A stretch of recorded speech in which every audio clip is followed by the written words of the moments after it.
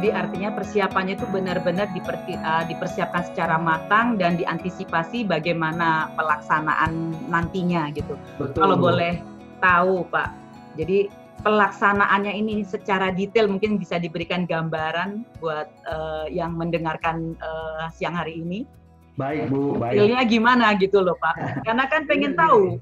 Betul, betul. Jadi pada saat kita berkumpul di Direktorat Akademik Sekolah Insan Cendekia Madani ini, masing-masing pimpinan ini saya persilakan memberikan masukan. Ada yang memang langsung 3 kali dalam sehari, ada yang memang langsung reguler aja sehari 8 kali gitu ya. Ada yang memang juga ekstrim 1 kali. Dari masing-masing alternatif, kita coba lihat pros and cons-nya. Kira-kira seperti apa. Dari semua aspek yang harus kita timbang. Setelah kita lihat sama-sama, memang kita bisa bersepakat akhirnya, tanpa kita harus memaksakan kehendak, bahwa kita harus mulai dari yang paling sederhana dulu. Mengingat kesiapan orang itu tidak semuanya sama di tataran tertentu. Nah, dari hasil yang kita sepakatin itu kita cobakan Bu, di jalanan. Jadi schedule langsung sama semuanya. TK, SD, SMP, SMA, semuanya sama. Sehari itu cuma ketemu sekali.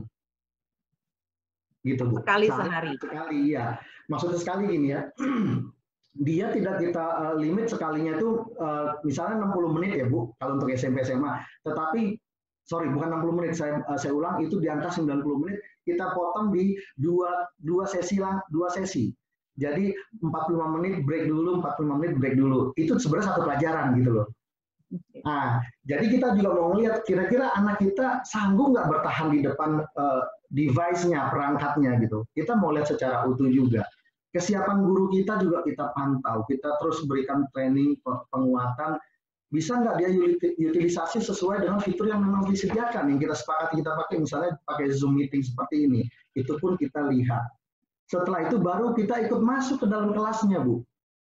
Itu bagian dari perencanaan pada dasarnya, walaupun sudah berjalan. Kenapa? Karena kita mau lihat, dapatkan data dari lapangan, bagaimana anak bersikap, bagaimana guru bersikap, bagaimana waktu itu digunakan. Gitu.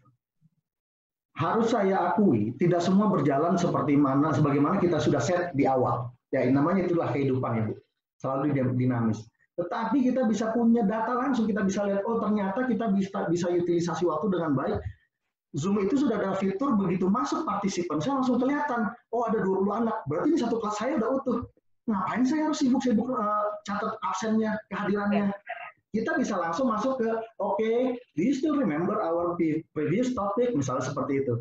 Instead of, saya cek dulu ya kehadirannya gitu. Nah, nggak perlu, karena itu semua sudah ada di situ gitu. Kan begitu ya Bu. Nah, dari situ kita kembangkan lagi, melalui laporan mingguan yang kita terima, bagaimana kita bisa berproses kembali. Yang tadinya cuma satu pelajaran dibagi ke 2 sesi, akhirnya bisa 2 sesi tetapi 2 pelajaran. Gitu. Jadi bertambah frekuensinya. Ini merata di seluruh jenjang program yang kita tawarkan. Kenapa? Karena kita sudah punya tingkat keyakinan yang lebih tinggi.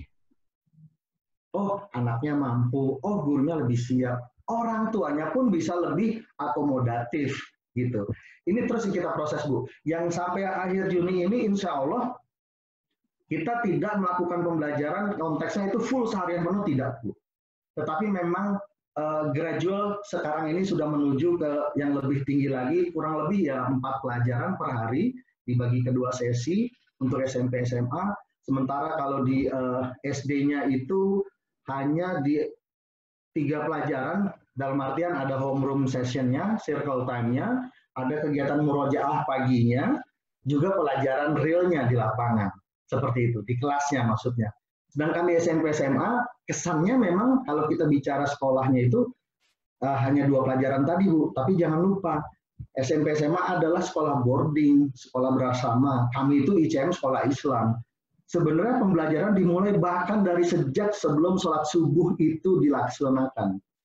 Kenapa? Karena ada form catatan harian juga yang secara digital yang harus diisi, dipantau perkembangannya, bagaimana ibadah anak kita, bagaimana baca Quran anak kita, itu terekam dengan baik. Termasuk kegiatan apa Bu? Kegiatan murojaahnya, terus kegiatan setoran tahsinnya, setoran hafalan Qurannya, itu semuanya terekam dengan baik, digitalize dan terlaporkan kepada pihak orang tua. Sehingga orang tua juga bisa ngelihat secara utuh, oh memang tidak berada di sekolah, tapi bukan berarti layanannya terus tidak ada. Semuanya bergerak, Bu. Round the clock itu terjadi dan berlangsung. Kurang lebih seperti itu tuh, Bu Ari. Bagaimana kita bisa menjalani, menghadapi situasi tantangan yang baru yang semua orang harus menghadapi ya terkait dengan pandemi COVID-19 ini. Sehingga sekolah Insan Cendika Mandiri tetap bisa beroperasi seperti biasanya. Begitu, Bu. Wah, ini artinya benar-benar dalam pelaksanaan juga melibatkan orang tua ya, Pak ya? Betul, Bu. Oke. Betul, Bu. Pertanyaan selanjutnya, kan ini kemarin kita melalui satu tahapan kenaikan kelas dan ini akan ada tahun ajaran baru. Nah, betul. Untuk tahun ajaran yang baru ini, bagaimana planningnya ICM? Apakah anak langsung masuk atau bagaimana? Baik. Tadi Ibu menanyakan yang pertama kenaikan kelas tuh. Iya. Saya boleh ulas sedikit nggak dari sisi itu, Bu? Silakan. Ya, kenaikan kelas. Kalau kita dulu dibesarkan dengan selalu mau naik kelas, ada ujian kenaikan kelas. Gitu ya, Bu ya? Nah, terus kita ujian, seminggu itu ujian penuh gitu. Nah, di ICM, kita itu berupaya mengajarkan para pendidik kita bahwa penilaian itu bisa basisnya authentic evaluation. Dalam artian, penilaian itu dapat berlangsung melalui yang namanya portfolio collections, melalui yang namanya projects, melalui yang namanya interview. Jadi ongoing observation sama evaluations itu berpengaruh besar terhadap penilaiannya.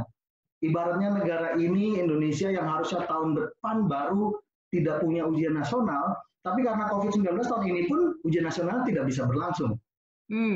Apa terus dengan tidak adanya ujian nasional terus kita nggak bisa menilai bagaimana kemampuan anak kita? Kan tidak mungkin seperti itu. Nah, dengan prinsip yang kita bicarakan tadi bahwa ongoing evaluation itu harus selalu terjadi, authentic evaluation itu harus terjadi. Nah, kita masih bisa mengisi nilai rapot anak-anak kita, Bu. Dari kegiatan HBL home based learning yang dilakukan itu juga bagaimana kualitatif feedback diberikan kepada sang anak dari guru kita, itu juga mempengaruhi. Contoh kualitatif feedback-nya begini, Bu.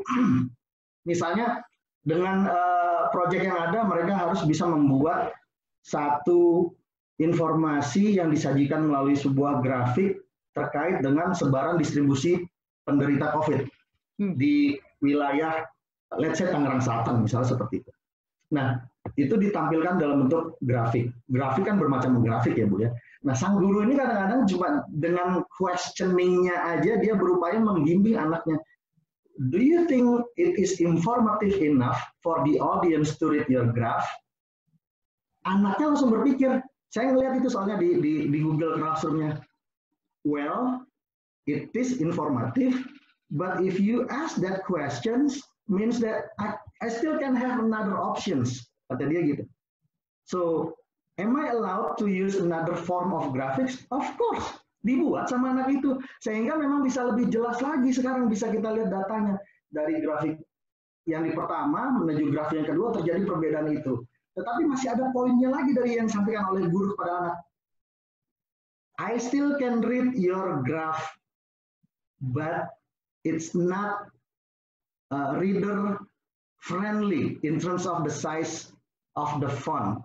Padahal dia guru matematika, Bu. Nah, urusan fontase yang digunakan aja masih diberikan masukan sama guru. Belum besar kecilnya diingatkan sama guru. Ini dokumen resmi, hasil kerja kamu, sudah selayaknya kamu lihat deh, perhatikan cara penulisan. Anak juga langsung menyadari, oh iya, astagfirullahaladzim, maaf, Bu. Dirapikan sama dia. Artinya apa? Kita berupaya seotentik itu juga membimbing anak-anak kita melihat dari sudut pandang keutuhan anak itu. Jadi bukan hanya soal matematikanya yang kita benahi, tetapi kemampuan seutuhnya dia dari seorang anak, bagaimana sih harusnya sih mengumpulkan hasil kerja itu. Karena nanti kan itu di dunia nyata yang akan selalu terus dimanfaatkan ya, Bu. Di dunia nyatanya saat dia bekerja, saat dia punya usaha, pasti dokumen resmi itu yang akan jadi dasar, oh dia tuh punya kapasitas utuh, gitu kurang lebihnya. Nah, itu semua, Bu. Jadi bagaimana authentic assessment, evaluation itu kita lakukan untuk bisa melakukan penilaian. Terus kalau kita bicara tentang tahun ajaran depan bagaimana nih? Nah, ICM juga cukup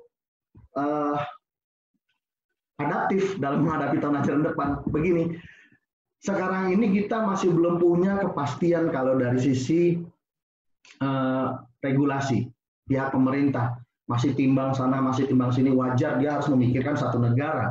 Tapi ICM kan memikirkan ya wilayah ICM-nya sendiri. Kami berkesimpulan insya Allah untuk tahun ajaran depan setidaknya di 1 semester ke depan ini masih akan tetap menerapkan yang namanya home based learning. Jadi anak-anak tetap itu di rumah belajar, tetap belajar tetapi jarak jauh. Kenapa Bu? Dasarnya apa tuh kira-kira? Dasarnya begini.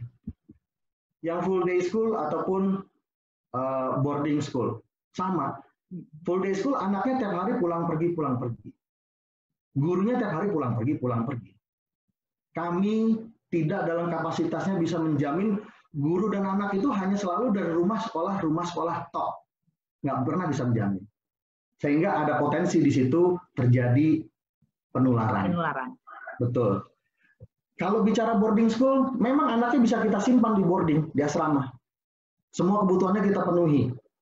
Bersih, rapi, insya Allah sehat. Karena nggak ada pihak lain yang kita kasih masuk.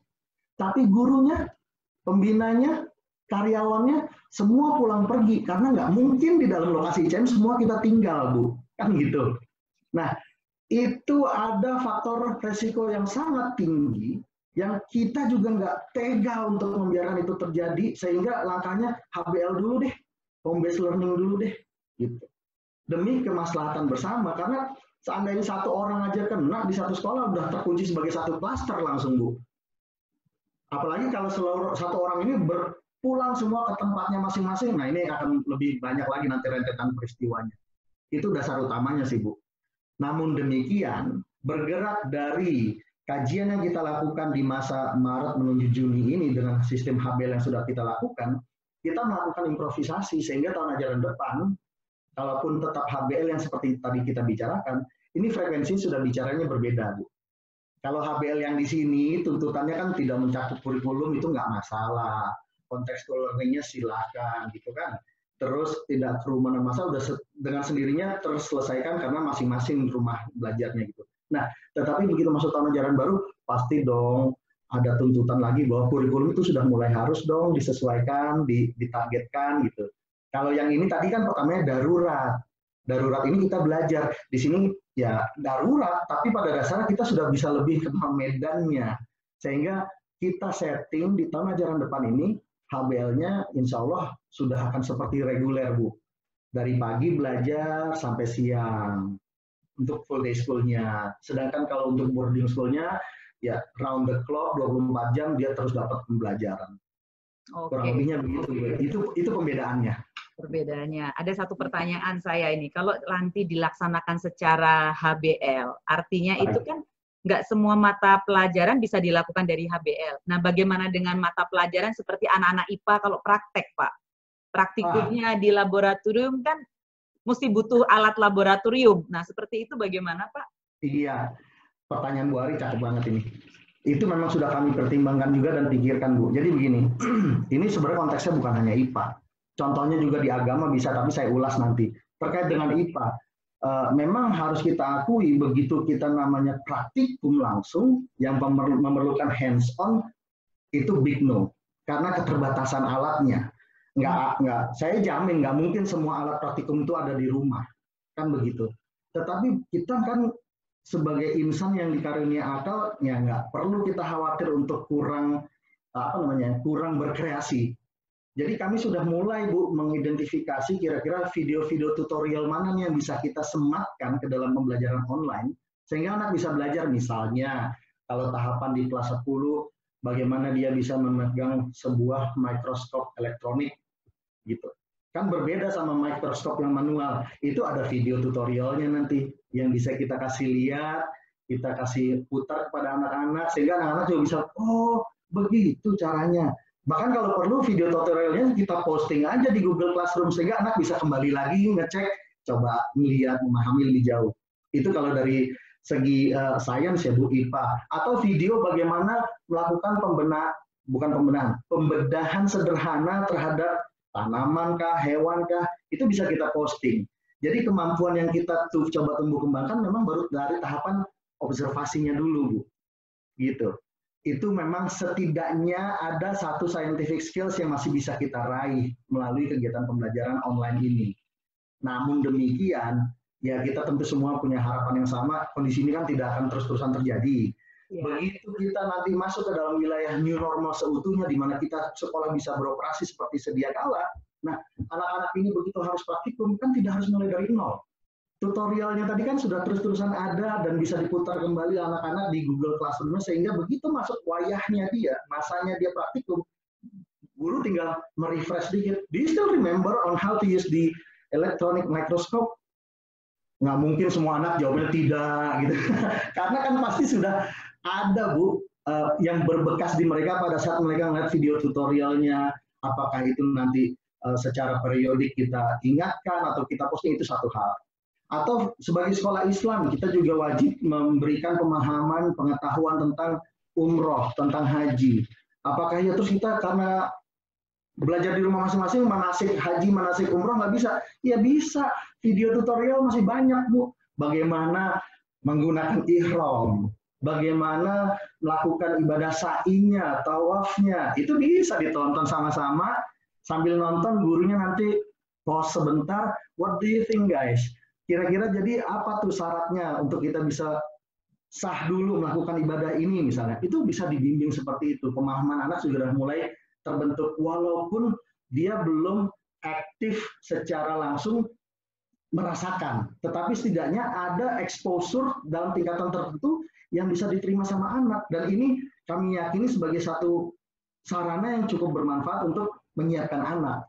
Gitu, Bu. Jadi begitu masuk nanti benar-benar pada saatnya sekolah, ya tinggal diulang aja. Dan saya rasa nggak akan makan waktu lebih banyak. Mereka bisa go into deeper knowledge karena sudah punya prior information. Seperti itu kurang lebihnya, Bu. Wah, jadi artinya memang kita siapkan dulu lah gitu video tutorialnya semuanya. Disiapkan semuanya dengan tutorial. Menarik sekali. Menarik banget. Jadi anak tidak akan ketinggalan pada waktu harus praktek, mereka sudah bisa langsung action. Jadi seperti itu kan. Betul, Bu. Nah, ini ada satu pertanyaan yang menggelitik buat saya adalah, apa itu, Bu?